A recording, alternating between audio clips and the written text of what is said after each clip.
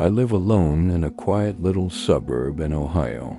After a string of break-ins in the neighborhood, I decided to get one of those Ring doorbells, for some peace of mind. For the first few weeks, it was great. Just the usual stuff. Delivery drivers, a neighbor borrowing some sugar, the occasional stray cat. But then one night, at exactly 2:17 a.m., my phone lit up with a motion alert. What I saw on the screen made my blood run cold. There was someone standing at my front door. They weren't knocking or trying the handle. They were just standing there, frozen, staring right into the camera lens. And it was me. It was wearing my favorite gray hoodie, the same jeans I'd worn that day, my beat-up sneakers. Same height, same build, even the same messy haircut. It was me, standing outside my own front door at 2:17 in the morning while I was lying in my bed upstairs. The figure didn't blink. It didn't move a muscle. Just stared with this blank, hollow expression. I watched the live feed for what felt like an eternity, but was probably only 30 seconds, completely paralyzed with fear. Then it slowly raised a hand and pressed the doorbell. The chime echoed through my silent house like a heartbeat that wasn't mine. I didn't move. I couldn't. The figure pressed it again, and again, and again, 14 times in total. With each ring, my chest got tighter and tighter. Then it just stopped. It tilted its head as if it was listening for something. And then it smiled, but it wasn't my smile. This smile stretched way too wide, unnatural, as if the skin on its face had forgotten its limits. It was like something was wearing my face, trying to remember what a human was supposed to look like. It turned and just walked away into the darkness. I sat in my locked bedroom until sunrise with every single light on, just staring at the camera feed on my phone. When morning finally came, I crept downstairs and checked the front porch.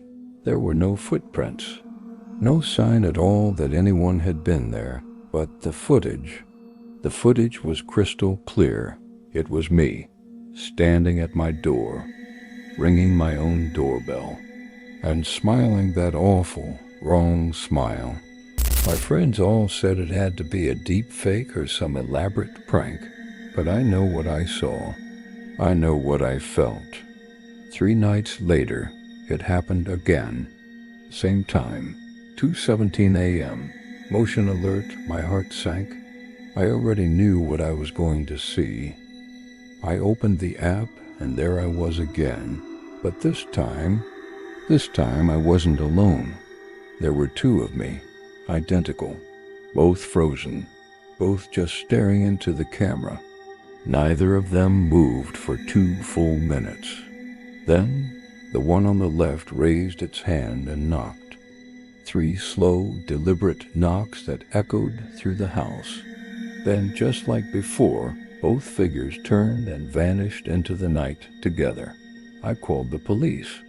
They came, looked around, found nothing. They said it was probably just teenagers with some very realistic masks, a sophisticated prank. But I knew it wasn't. The next morning I decided to delete everything from the camera app. But when I opened the history, my stomach dropped. There were hundreds of recordings, all time-stamped at 2:17 a.m., all from nights I'd been sound asleep, all showing me standing outside my door. Some nights there was just 1, other nights 2. One night there were 3 of them, and in the most recent one, from the night before, there were 7 of me, all motionless, all waiting, all wearing that same horrible smile. For the next week it kept happening. 2:17 a.m. every single night.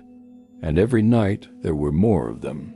2, 4, 7, 12, all wearing my clothes, all with my face, all frozen in place.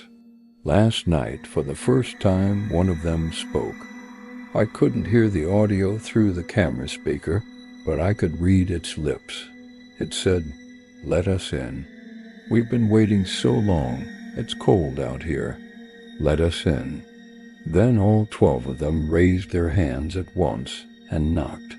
The sound was so loud it felt like it shook the entire house, like a clap of thunder right outside my door. I can't afford to move, and I'm so scared that one night I'll forget to lock the door, or that maybe the locks won't even matter, because this morning I found something downstairs. On my kitchen counter there was a note. It was written in my own handwriting. It said, "Thank you for finally opening the door. We're inside now, all of us. We'll see you tonight at 2:17 a.m. Don't bother looking for us. We're already here. I live alone. I did not write that note, but I recognize every loop, every slant of the letters. It's my handwriting. It's 2:16 a.m. right now. My phone just buzzed. Motion alert. I don't want to look. I really don't, but I have to. The camera shows my front porch. It's empty. There's nobody there. But then I hear it. Footsteps. Inside my house. Downstairs. Slow, heavy, deliberate. They're coming closer. They're climbing the stairs. They're right outside my bedroom door. And then I hear my own voice, whispering from the other side of the door. "I know you're in there. I've been waiting so long. Let me in. Let us in. We just want to come home. The doorknob is turning. I didn't lock it tonight. I forgot." The door swings open, and I see myself standing in the hallway. Behind me, dozens more. All of them are me, all frozen, all watching. They step inside, one by one, filling my room. And as the last one crosses the threshold, I finally understand. I was never the original. Thanks for listening. If you enjoyed this story, please hit that like button, subscribe, and maybe share it with a friend who loves a good scare. Stay safe out there, and whatever you do, make sure your door is locked tonight.